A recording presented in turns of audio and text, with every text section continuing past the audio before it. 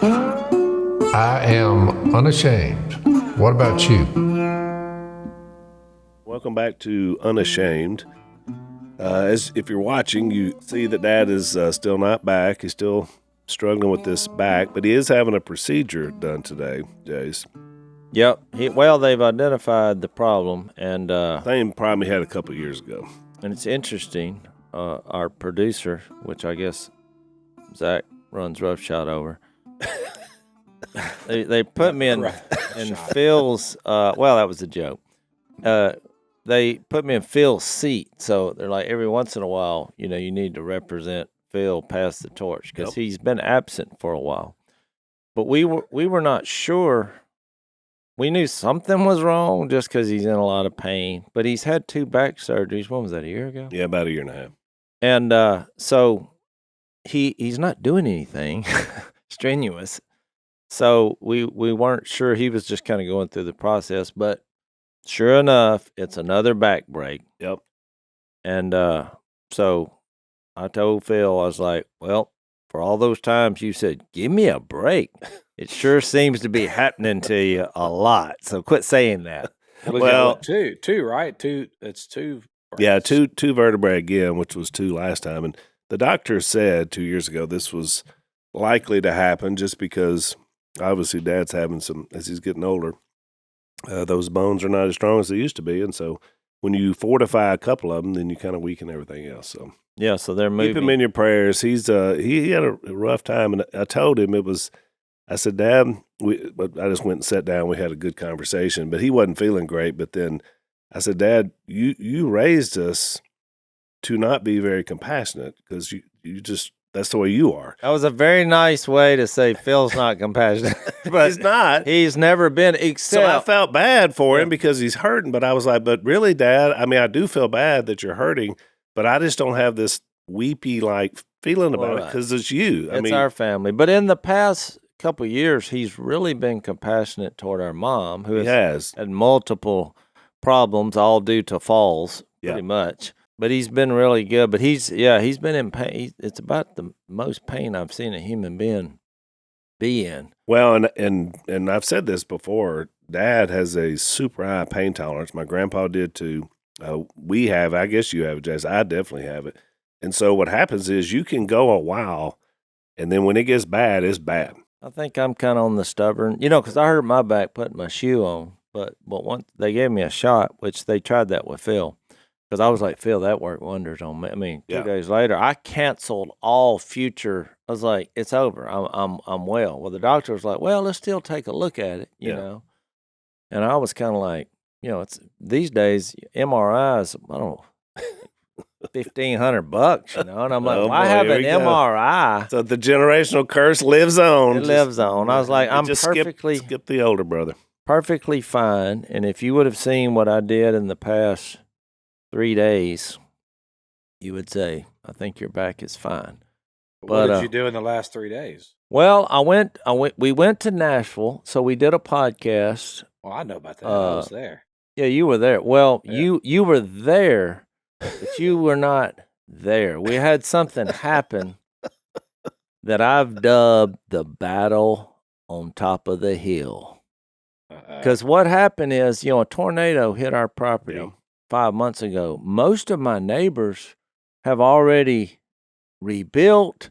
The process is going on around us. And now we're the neighbors on the top of the hill that everybody's saying, why aren't they doing anything?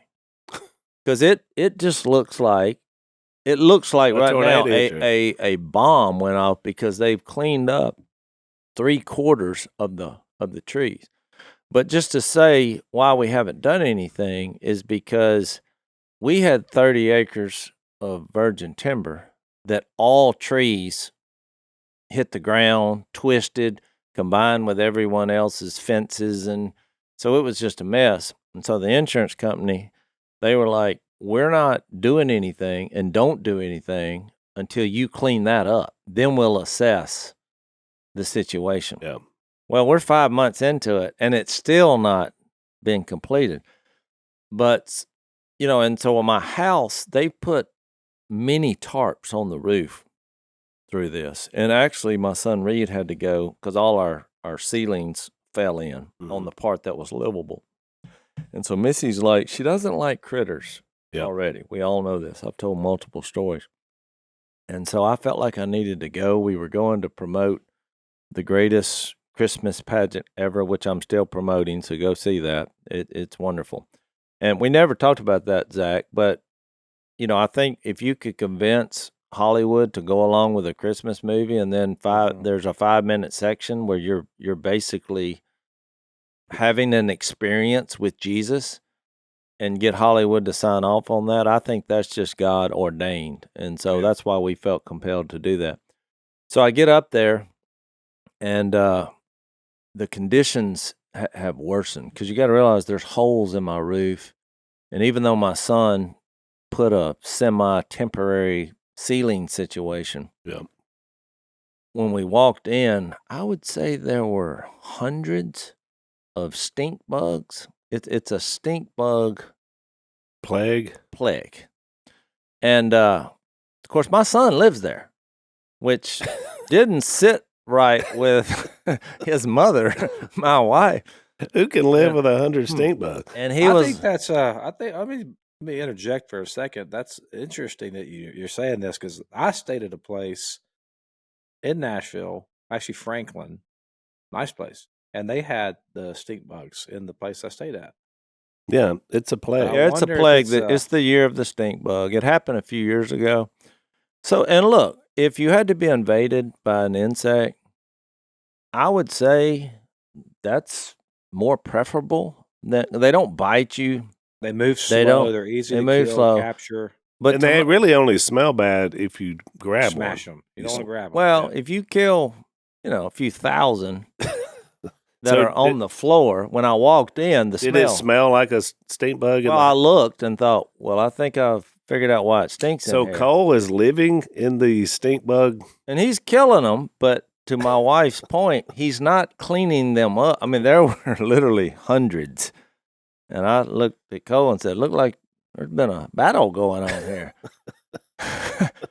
And so, because you got to remember, I have a tarp for a roof. And most of the and half of my house is unlivable. Yeah. Missy called it something I can't even remember what it is, but it was the don't enter. Condemned? It's the condemned section of my house. And so I woke up after we went to the movie and did that. I woke up the next morning and I just looked around and I thought, I think it's time to start cleaning up. Yeah. Even though they got to redo my driveway because, trees fell all over. I had 13 or 15, it was in the teens, trees on my house. Well, all those stumps, when they fell, they literally, the ones beside the driveway, it uprooted the driveway. The driveway's torn up, all this debris. And what I noticed, if you keep putting tarps on a roof in high wind conditions, after 5 months, all those tarps turn into confetti. Yeah. There's confetti. It looks like we had a party.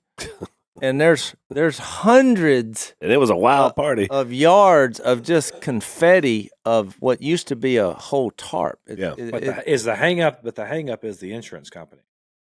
Well, right, yeah. So we're in the process, and it's livable. It's like a camp. I told Missy, I was like, "This is what we do. Just think of it like a camp," because she's really That's why I'm introducing this because.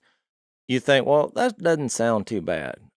Well, what happened was the little storage shed, it's like a garage. It has a garage entrance right next to my house. I thought, I wonder if anybody has inspected that. There's a tarp on that, too, but nobody's living there. Mm-hmm. When I opened that door, there was a different smell that hit me. One that just immediately caused a gag response. And I thought, what in the world? And I was scared to turn the light on. Yeah. But I did. And I put a mask on, like not a mask, but like I wrapped a shirt around my nose and I walked in there, turned the light on, and I could just sense the presence of a lot of unwanted things. And it smelled like death. And I thought, where's the source of this? And I looked over in the corner past this broken down lawnmower that was fully functional last year. The tires have rotted. Yeah. And there's a little electric vehicle that was my wife's grandparents. And I could tell it's not going anywhere. Yeah. And I look, and there's 3 large canisters. One of them, I would say, weighs over 1,000 pounds, and the other 2 probably over 500.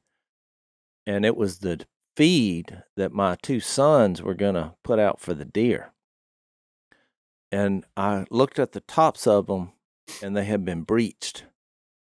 And there was just trash and debris everywhere, which I found out later that the goats, during the tornado, the goats are smarter than you think. They bum rushed the storage shelter and hung out in there for weeks without anybody even knowing it. So just imagine it's a foot deep in goat poop that has been there for 5 months. We now have a breach in feed, and I thought that smell, the main concentration is coming from those 3 big canisters, like way too big for a human. You had to move these with a tractor. And so, I just walked out and said, I can't deal with that. So I actually went, and my neighbors had wanted me to treasure hunt their yards after the tornado. They were thinking, with all this land being moved and all, everybody thinks that, there's some buried treasure there or whatever. So I went and did that, which was fun. But day 2 of it, I just said, you know what? I got to go do this. I'm a man. Nobody's, forget blaming. Oh, you should have got your son to do it because he's living with stink bugs. I mean, obviously smells. Well, there was a breakdown. There was a healthy discussion, a heated discussion about, because look, here, in their mind, the fault is the tornado. Yeah. And they didn't think that you don't put deer feed out. There's no wood. We don't have any woods anymore. Right. And so it just didn't. Yeah. And no one's been in there. Yeah. And it's like, why clean up if we got to rebuild it anyway? But I just thought we're too far gone. Someone has to do something. And so, like my yard, it's waist high. I mean, there's been nothing happen. It just looks like a waste zone. So Cole felt like a mosquito in the proverbial nudist colony. There's so much to do, but you don't know where to start. So I guess maybe it's because it's election season. Every time a presidential election rolls around, we get a lot of different discussions going on at the national level about things, of course, that matter to us every single day. And one of those is life. Right now, some have called this the abortion election just because it's been talked about so much and it's such a contrast. But I think to us, we talk about life all the time and the importance of it. I mean, the election's not going to change our view on how we view life and the importance of it. Well, even in this current election, people who are unashamed to be followers of Jesus and who are unashamed to stand up for life and the innocent are being persecuted. It's literally being said. Yeah. We're being made fun of because we believe Jesus is Lord and that all life is sacred. So that's the hand we've been dealt. His life is our life. And so we join forces with organizations that are, doing this day in and day out. One of those is Preborn, which is the largest pro-life organization in the nation. And they're protecting the greatest victims in our society, and that's babies in their mother's womb. Preborn's network of clinics are positioned in the highest abortion areas in the nation, and they've rescued over 300,000 babies, which is fantastic. When a woman is considering abortion, Preborn is there. They use the power of ultrasound combined with God's love, which doubles a baby's chance at life. One ultrasound is just $28, and 5 ultrasounds are $140. So we're asking you guys to join together to help Preborn help mothers choose life. To donate securely, dial pound 250 and say the keyword baby. That's pound 250, keyword baby, or you can go to preborn.com/unashamed. That's preborn.com/unashamed.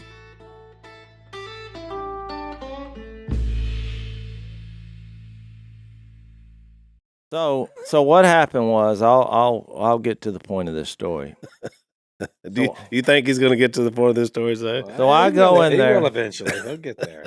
So I go in there and I just get the trash first, which was 3 hefty bags, slam full. Started with the trash. You're in the shed. I'm in the shed. Are we talking like 30 quarts? What are we talking? As here? big leaf, but as big as That's they make. 39 gallon. 39 about gallon. Of just the contract trash from the goats ripping everything. So then If they had only eaten the deer feed, then you'd have been good to go. Then I addressed the goat poop, got all that out with it, but I'm still in the back of my mind, and I'm not turning You're my not gagging? back on. Well, I had most orifices closed, but I keep looking at those 3 huge canisters, and I thought, So the problem is, how am I going to get them out? So I took a 2. Because you got broken down vehicles around them. Oh, yeah. Once I got all that out, I learned somewhere in 6th, 7th grade about leverage. Mm-hmm. I took a 2x4 and I leveraged this huge lawnmower. I moved it with a 2x4. I mean, I don't know how much this weighs, and I moved it over and I moved the truck. Oh, it's a little small, 4-wheeler, leveraging. All I could do, that's why I said my back's in good shape, because I did all that and I feel no problems. And so then I said, well, it's time. So when I just reached out and tried to touch it without getting as close as possible, I couldn't even move it. I was like, it's too heavy. So I got that 2x4. And when I just moved it 1 inch with leverage, just an explosion of insects, spiders. Like, think a movie that they use digitally to try to capture. I just took off running. I was like, I'm outnumbered. I mean, moss, all kind of wing. They just come winged creatures, the Yeah. the creepies along the ground. Yeah. bullet, just burrowing out of here. And the literal cement just began to move. And I thought, oh my goodness, this problem is worse. Those feed troughs have become a breeding ground, because then it hit me. This whole hill has been destroyed. All the woods, all the homes for all these places, and they've all ascended on your shed. Exactly, which reminded me of multiple stories in our past where these kind of perfect storms have happened. You need to bulldoze it down. Well, I went in there and called my right-hand man, my buddy from Kansas, because he's really good at figuring out problems, and he never got off the burn it. I was like, it's a $100,000 building. I'm not bulldozing this over. I'm just not doing it. And so I just had to man up, and I just, I leveraged it out. I found a rope. I got my wife's car. I put the rope around it, and I surgically pulled it out down the road. Luckily, everything's downhill once I got it out. And I got it away from my driveway. I got the first one. And there's when I just had to have a high speed curve. Just imagine there's this big crate behind my wife's car with a long rope. Yeah. You talk about a redneck operation. I turned the curve at such force that thing just slung off out into the area where they had removed all the trees and fell over. And so then I had to go look and see what was in there. And it was tens of thousands of maggots and larvae. It was just, the whole thing was alive. And it was literally wet. And I thought, well, how did it get wet? It was in a canister. And I've deducted, I didn't know at the time what it calls that, but I deducted by the time I got to canister 3, that was the urine of mice. Yes. So I get canister 2, do the same trick. Hold on, how did you deter? Because when I got to canister 3, which is now 1,000 pounds and is as big as half this room, when I leveraged that board, hundreds of mice came toward me. I literally just heard Maddie make a sound. Even though, look, you're not scared of a mouse, but hundreds of them coming at you, I was like, oh my goodness. Well, a canister full of mice urine. I mean, that's and so, you know what's crazy is I took the 2x4. This story is what's crazy. Trying to defend myself against the mice, because I thought, this is hand-to-mice combat. Oh, they made movies about this in the 70s. And there were hundreds of mice coming at me, and I swung that 2x4 100 times, and I never hit one. I thought, these things have the agility of some kind of supernatural force. I kept banging the concrete. It was just, and look, none of this have I told my wife, because every time I've tried to, she's like, "No, stop talking, stop talking." Wow. She couldn't even hear the story. That was the most difficult removal, and so the problem was this thing. So hold on, just real quick. So you're saying because they saw the mice and there was something wet in the barrel. I don't know what else the moisture could be, because it's in a sealed container under a roof. That part of the roof was functional. There was no water that got in there. Like, it wasn't. It was perfectly dry.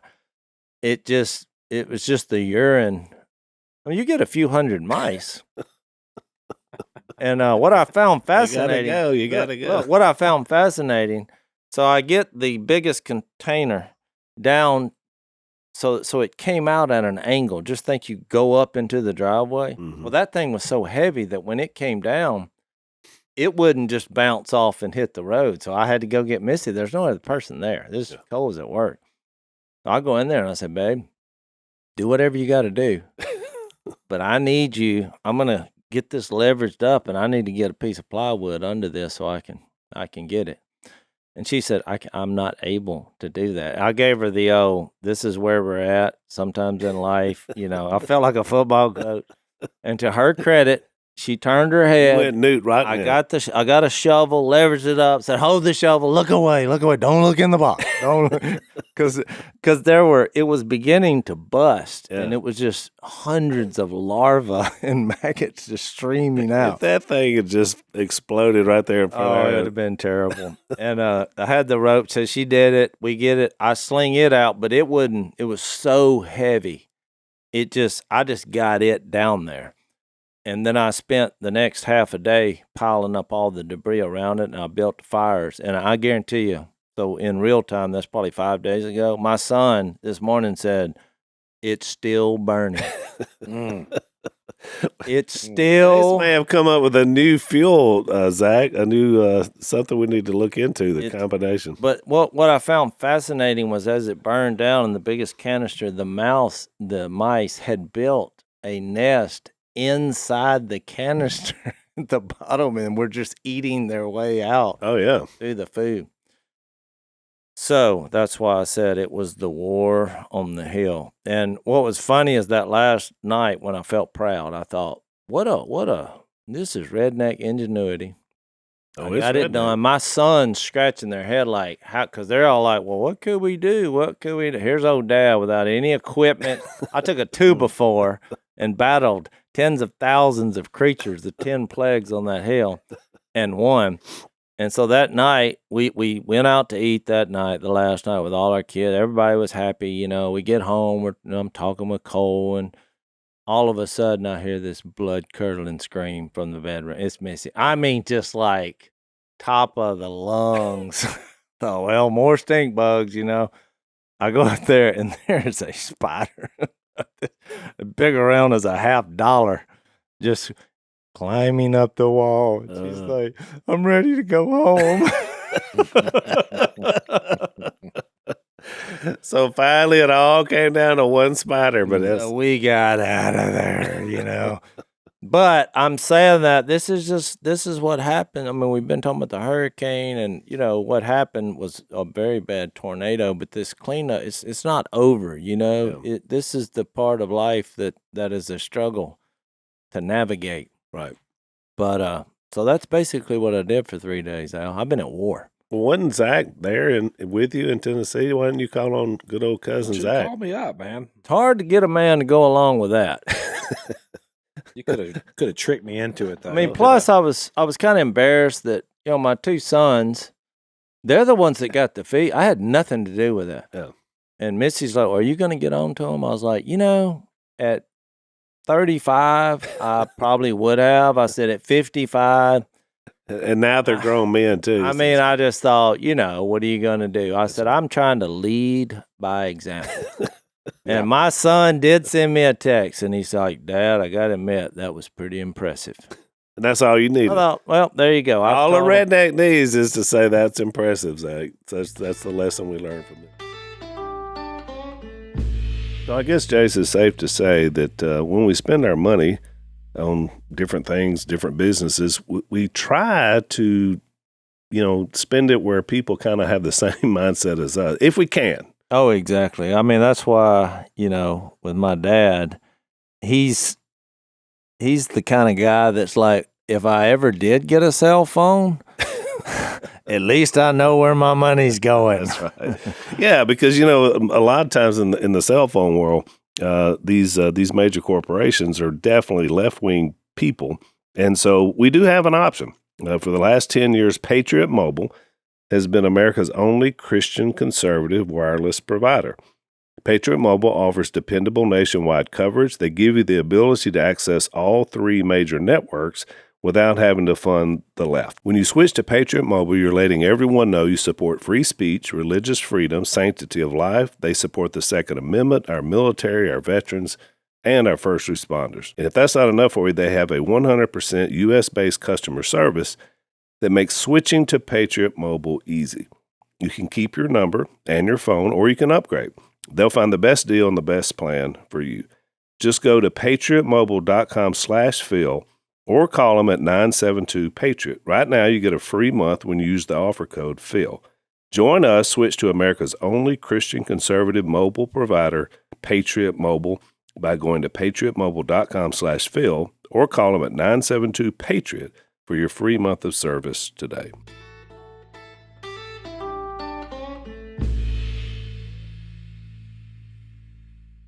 So this is going to be airing out a little ways, but I did want to mention Jace last night because you probably didn't know what was going on. But I'm still a huge baseball fan. And so the Dodgers are playing the Yankees in the World Series, which I think when this airs, it will have already started. But last night is when they clinched. And it was really interesting because they haven't played each other for the World Series in 43 years. But when I was a kid and first started watching baseball, I was 12 years old in 1977 when the Dodgers and Yankees played the first time. Though you and Willie, before you became big shots, and now you don't follow baseball teams, but when y'all were young, because I was a Dodger fan, y'all were Dodger fans. Do you remember that? Yes. Yeah, Kirk Gibson. Kirk Gibson. I hit my head on the ceiling. Yeah, exactly, on the 88 home run. So I never left it. I'm still a huge fan and watch them every year. But it was a big deal because they played each other in 77, 78, 81. So it was like when I was a kid, it was Dodgers and Yankees they were going to play all the time. Well, now 43 years have gone by before they play again. So it's really interesting. I mean, I was excited about it, obviously, but now my grandkids are watching it. So I just thought about this, how time and passage go along, because now they're becoming fans because I'm into it. So they sit and watch the games with me. So it's just one of those moments that you have. It's sports can do that where it's bigger than sports. It's a family thing. So last night it hit me. I was like, that's the way people are. Not just about any sport. But when you have a love for something that's just a long time, other people get involved in that too. So that was pretty cool. Yeah. Well, I was just going to say, what were the spiritual applications of this? I mean, here we are. We're all alive, and we had this happen. But it brought back to memory multiple things that had happened. Phil and I had a similar situation when we leased a duck camp in Tensall. This is in the earlier. This is pre even videos. Or whatever. Man, that place. And same thing happened. You had a real wet winter. I mean, it was just rain, and the river started coming. Everything started flooding, and so Phil had gotten an old beat up trailer, and that was going to be our camp. Yeah. But unfortunately, all the mice escaping the water fled to that trailer. And, we stopped at because it was the only structure out there for miles. And we stopped at because we had Phil had a guest who was there 3 or 4 days before us, and he told him where to hunt and all. Well, it about drove that guy crazy. I mean, when Phil called him, he was like, "You don't understand how many mice are here." And Phil was like, "What are you talking about?" And he's like, "We'll pick up some mouse traps." He's like, "You don't understand. we came armed with 12 mousetraps. And a few of those sticky papers where they stick on there. Yeah, and I remember when I walked in, like 30 just ran in every direction in the trailer, and I thought, boy, we might should have got a few more mousetraps or a cat. And I remember I put the first one out, and then I went to put the second one out, and the first one went off. I looked over, there was a little mouse laying in it. I thought, good grief, what's going on here? And that led to about the kind of story that I just said that ended in our Uncle Tommy, who's gone on to be with the Lord, because we eventually just put a bomb out in there and decon and then left. That's a bad move. And then when we come back, the smell was so bad. That's bad. You don't poison them. Don't And do that so- because they get in the walls. Yeah, and that's what happened. So look, they all ran toward the hot water heater, but we didn't know that because you could just smell, but you didn't see any death. Yeah. Oh, And we remember hearing boards breaking and all, and it was Tommy he was just tearing the walls up. Phil's like, hey, what are you doing? Yeah. And when he did, and the wall came down, there were so many dead mice in the wall that it looked like mouse insulation. They were just stacked on top of each other perfectly, like somebody had put them all there. Yeah. And then I remember Phil's famous word, because Tommy's like, what are we going to do to get these out? Phil said, we're going to burn it. I mean, we never went back. I mean, I think he paid like $500 for it, Yeah. but it was like, did we really win? But it made me think about this verse because I think you had brought up in the last podcast a little place called Mark 11, the triumphal entry of Jesus, which is not what people would have thought. Yeah. Here's God in human form, and he's announcing him being king, riding on a donkey, and they call it the triumphal entry. Yeah. and It's almost like it's in air quotes, isn't it? So it made me think about this verse in 2 Corinthians 2:14. It says, but thanks be to God who always leads us in triumphal possession in Christ, and through us spreads everywhere the fragrance of the knowledge of him. For we are to God the aroma of Christ among those who are being saved and those who are perishing. To the one we are the smell of death, to the other the fragrance of life. And who is equal to such a task? And so it just made me think, what am I presenting myself into the world? Because I spent 3 days of the smell of death. I mean, it was just terrible. Your worst nightmares have come true, especially for somebody like Missy who is squeamish about insects. And with that, Al, maybe we can transition to Colossians 1. That's very strange. Well, one, the segue was really strange, but what's even stranger Well, is Zach, this is how I think. no. Look, I mean, that's I great. was saying I don't want my life Yeah. to smell like this, because all this started off with smells. Stink bugs. I walk in, I'm like, well, No, I it's mean, just funny that I preached on this little thing called Mark 11, and guess what verse I ended with? 2 Corinthians 2:14. how many verses? How many Yes. verses? Oh, really? How weird is Well, that? See, I missed it. I was like, how many verses are in the Bible? You want me to guess the one? I knew where the he was one- going. When you connected that, that's so weird that you connected that. That's actually where I ended up. A lot of it was just, well, I won't get into my sermon because I do want to say this, though, for those of you who are listening. Well, you still about- had 22 minutes left in your sermon. You never got to. That is true. That is true. And it comes right Well- after that 2 Corinthians passage. But what you got to do and what you got to remember is when you have any type of mice or rat infestation, you get a 5-gallon bucket.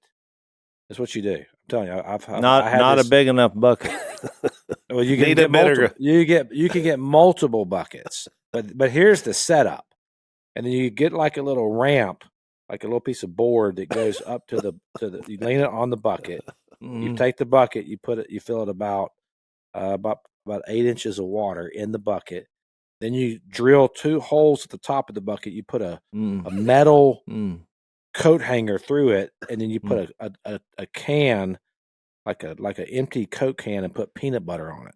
Yeah. And what they'll do is they'll climb up that ramp, and they'll jump over to the tin can to Mhm. eat the peanut butter, and Mhm. they fall in the water, and you'll come back, and every bucket you put out will have hundreds of mice in there. You know what I call that? What you call Embarrassing. it? I'm just saying that's what you. That's embarrassing. If Zach. I was 9, I would probably do that. But build bucket houses. Well, you poison them, and then you're going to end up with what you guys did with the stench. All right, well, maybe I'll look in. It'd make a great TV episode to get the Yeah. buckets. But back to the text that you mentioned, because I You honed talk in about on- a rambling rant.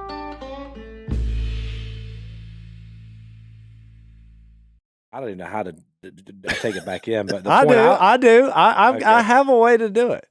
Well, let me Because hear I that. said all that, told this whole long story. It came from Mark 11 to get to this 2 Corinthians 2. He leads us in triumph possession. And because I was just saying, when you look at something, you remember another famous story, Al? We had the crawfish bait in a refrigerator, and Phil did a sermon on it. Yeah. Someone had unplugged it, tripped over the cord.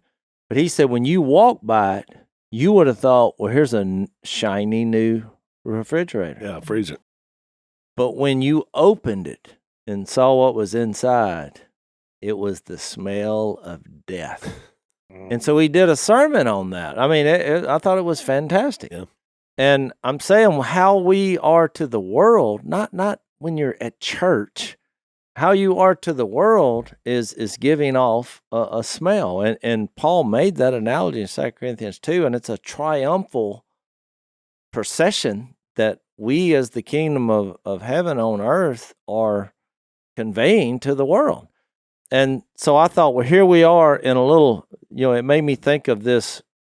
How'd you word that? There's a little place called Mark 11. Well, there's a little place called Colossians 2:15. Because we're studying Colossians, that speaking of Jesus and what he did on the cross, and God's working in our participation in that in baptism, that's 2:11 and 12, he makes this statement. Jesus, in verse 2:15 of chapter 2, having disarmed the powers and authorities, he made a public spectacle of them. Well, here's our common word. Triumphing over them by the cross. Yeah.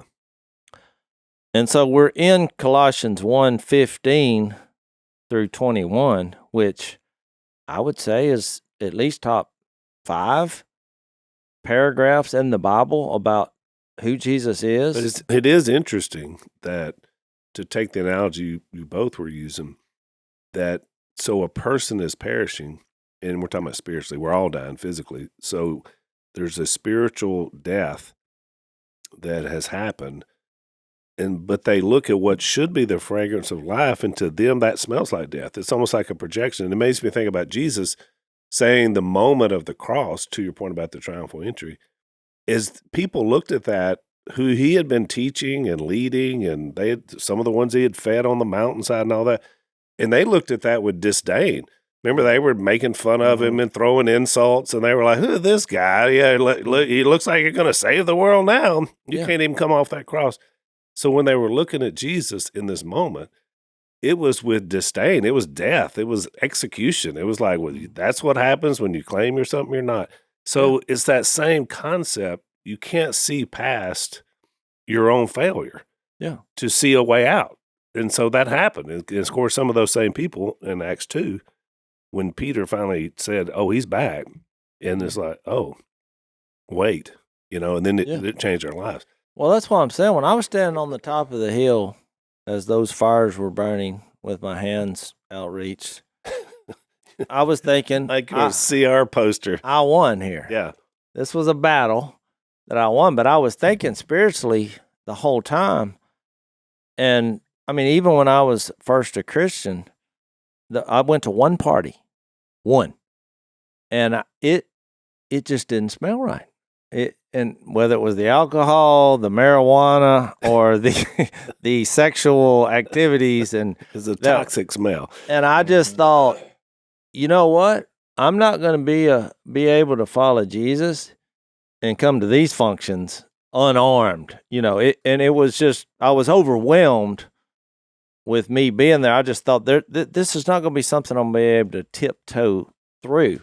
And so I decided and it took me a couple of years to kind of get lined out and have the confidence to do it. But I thought, no, we're going to have a battle here. I'm gonna make them feel uncomfortable, but it's going to be more the smell of victory and confidence, in Jesus. And that's where I was going with that. And I mean, here he is. He writes, he brags on them, the Colossians, for what, he's like, I heard of your faith and your love that spring from the hope, and he makes this analogy of the new creation. It's like fruit that is growing, which is the opposite of what I was doing. I mean, what we do there, what I did with removing all the unwelcome guests and the death and all that, it became fertilizer. Yeah. For my rebuilding. Yeah, I'm rebuilding my house. It's so funny that I mentioned a lot of the same things you're saying in my sermon yesterday, and the point that I was trying to make is that, because I've heard a lot of this lately about this is the end times, and everyone's always trying to predict that, right? And it's like anything something bad happens, everybody's like, it's the end times, and it's almost like this mentality that the world's going to hell in a handbasket, and we just got to grind it out, and heaven is somewhere out there. But the language that you mentioned in 2 Corinthians, and the fruit, by the way, that's growing, and the temple that's also growing, I mean, it's a triumphal procession, not regression. We don't regress, from the world. We don't pull back. Like that's what makes the kingdom so powerful, is that it is this fragrance. It's a fragrance of victory. It's a fragrance of life. And I mentioned a quote from Nancy Pearcey in one of her books that she wrote, which I thought was so key to understanding really a lot of what we're trying to teach on this podcast. And I'm going to read it here. She says, Christianity holds that the material world was created by God and is therefore intrinsically good. It's not, we're not buying into it's going to hell in a handbasket and we're grinding it out to the end. The ultimate vision, she writes, of salvation, it's not to escape from the material world, but to be transformed, with God restoring and renewing the material world. Human life in all of its aspects, including our biological dimensions, is good, is the good creation of a good God. And I that's what I think that's why this matters. Like, so why does it matter even what we're even talking about here? It matters because the message of the kingdom, the gospel of the kingdom, is not come to Jesus, grind out your 80 years and live in misery, and then one day you get to go to heaven. It'll all be worth it. The message of the gospel of the kingdom is that heaven has actually invaded earth. And that's what you're seeing with the triumphal entry in Mark 11 when Jesus comes in and he cleanses that temple. There's this, something's unfolding here, and Jesus is actually accomplishing what he always wanted to accomplish in the temple. He's destroying, he's predicting that one system is going down, their temple system, and then it's the inauguration or the coronation of a new temple structure and a new kingdom that Jesus is bringing that we get to be a part of. But it is, I just want to emphasize, it is a triumphal procession. It is forward, it's growing, it's optimistic, it's good. And that's why we're not peddlers, as Paul says. We're not peddling the word of God. We don't have to peddle it. I don't have to peddle anything. I don't have to sell you on anything. We're not peddling the gospel, but we are bringing it forth with sincerity, meaning that we're just being real. And why is that powerful? Because God's powerful and he's good, and what he offers us is good. We just got to be sincere about it.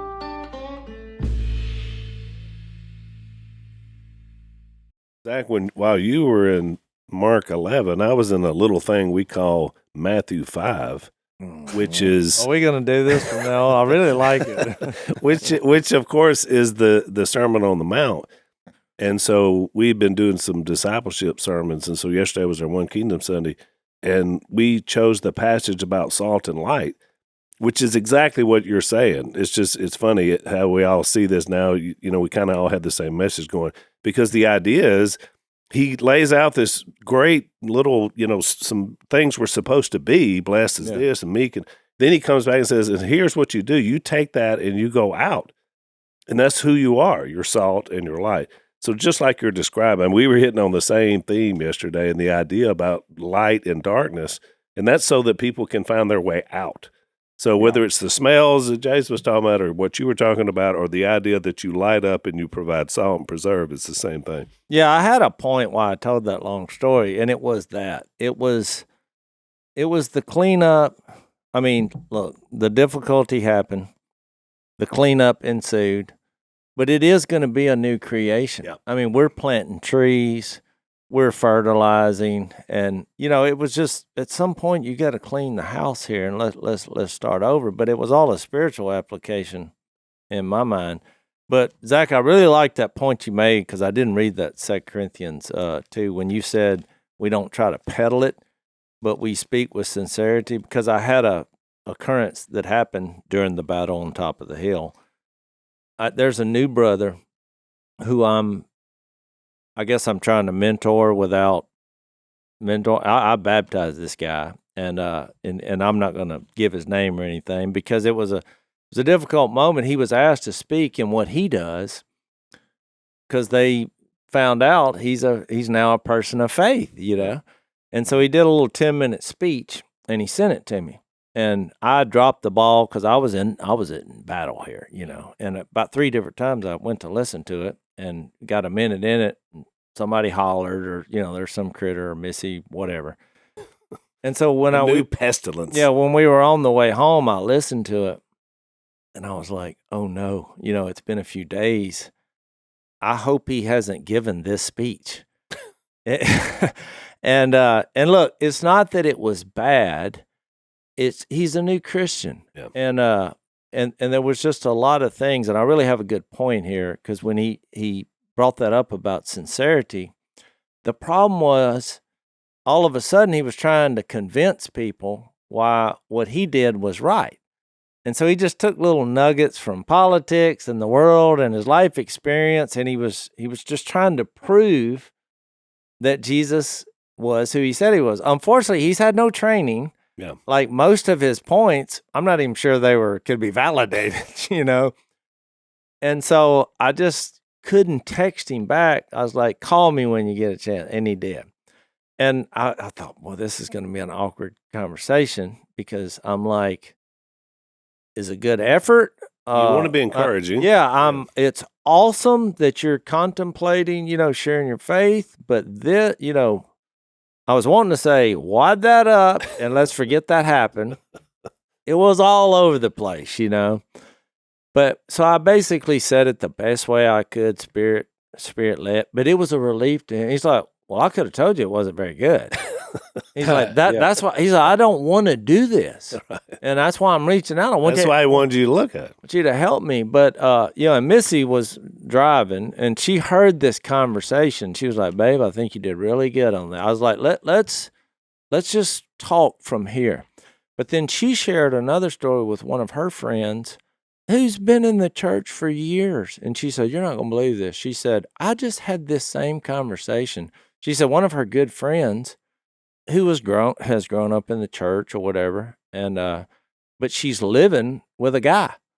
And so, Missy's friend came to her and was like, I feel like I should say something, because they were going out to eat or something. And Missy's like, well, maybe you should just share Jesus with her, But she said, well, I've never done that. How would I go about doing that?